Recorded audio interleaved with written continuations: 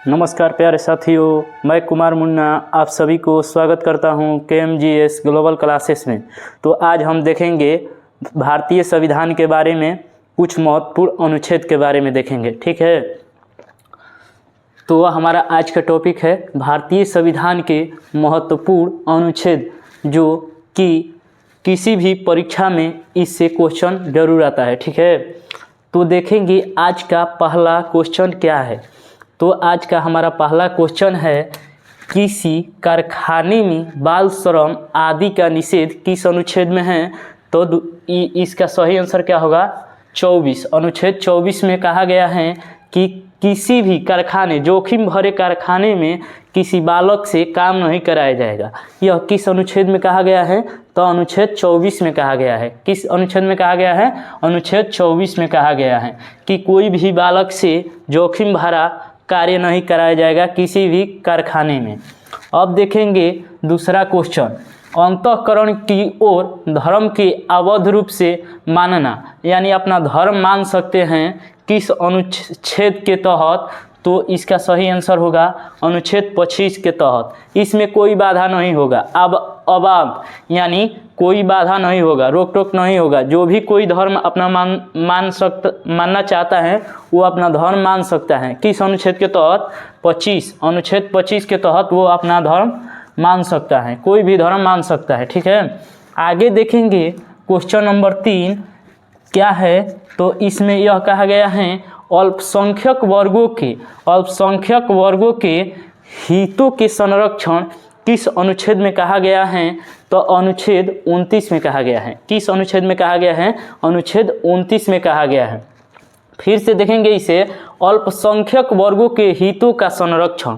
अल्पसंख्यक वर्ग पूछता है डायरेक्ट क्वेश्चन की अल्पसंख्यक वर्गों का उल्लेख किस अनुच्छेद में मिलता है। तो इसका सही आंसर क्या हो जाएगा, 29 हो जाएगा। अनुच्छेद 29 में अल्पसंख्यक वर्ग के हितों का संरक्षण मिलता है। ठीक है, आगे देखेंगे, शिक्षा संस्थानों की स्थापना करना अल्पसंख्यक वर्गों का अधिकार होना, यानी शिक्षा संस्थानों को स्थापना करना अल्पसंख्यक वर्गों के अधिकार हैं। यह किस अनुच्छेद में कहा गया है, तो यह कहा गया है अनुच्छेद 30 में कहा गया है। किस अनुच्छेद में कहा गया है, अनुच्छेद 30 में कहा गया है।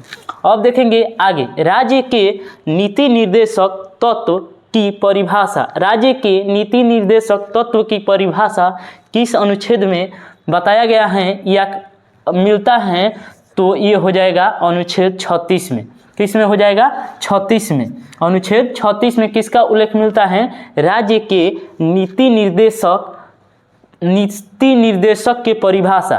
राज्य के नीति निर्देशक की परिभाषा किस अनुच्छेद में मिलता है, तो ये हो जाएगा अनुच्छेद 36 में।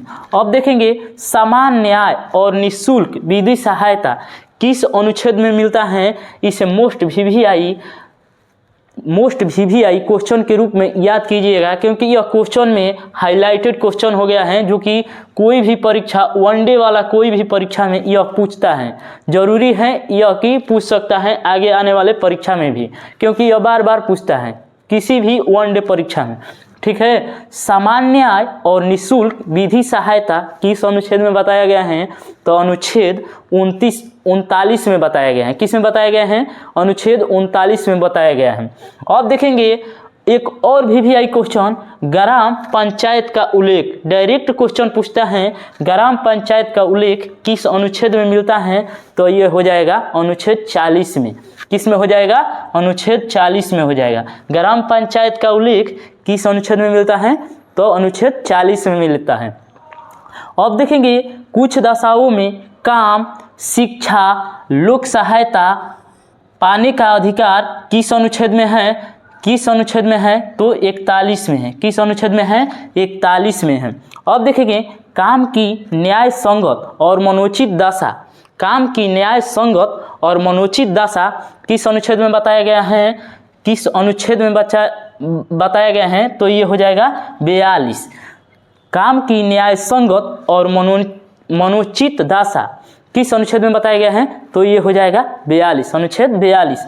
अब देखेंगे, कर्मकारों के लिए निर्वाह योग्य मजदूरी। कर्मकारों के लिए निर्वाह योग्य मजदूरी किस अनुच्छेद में बताया गया है, तो ये हो जाएगा 43 यानी 43 में।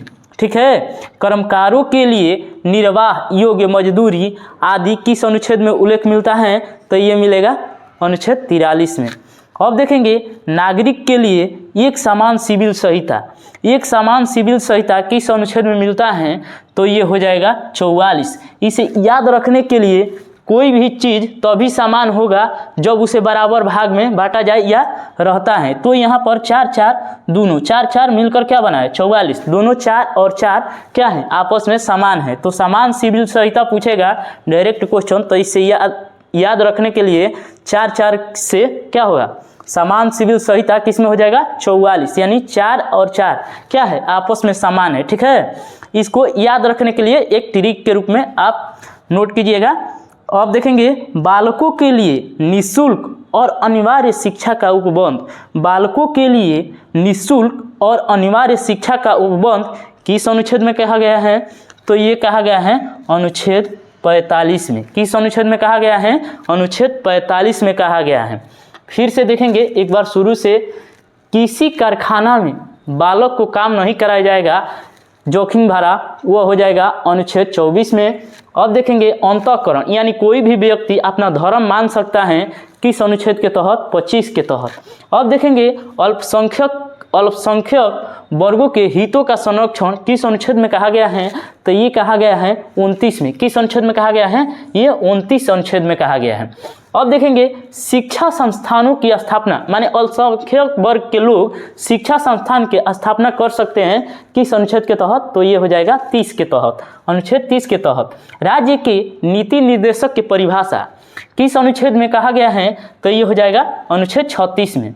अब देखेंगे समान न्याय और निःशुल्क विधि सहायता किस अनुच्छेद में कहा गया है, तो 39 के क में, 39 के क में। यह मोस्ट VVI क्वेश्चन है, इसको एकदम VVI मानकर याद कीजिएगा। ठीक है, ग्राम पंचायत का उल्लेख तो हो जाएगा 40 में, ये भी VVI है। ठीक है, कुछ दशाओं में काम और शिक्षा, लोक सहायता, पानी का अधिकार किस अनुच्छेद में कहा गया है, तो 41। ठीक है, अब देखेंगे अगला, काम की न्याय संगत और मनोचित दशा जिसे हम प्रसूति यानी प्रसूति भी बोल सकते हैं, ज़्यादातर सभी कॉम्पिटिटिव वाले बच्चे याद करते हैं इसे क्या, प्रसूति सहायता।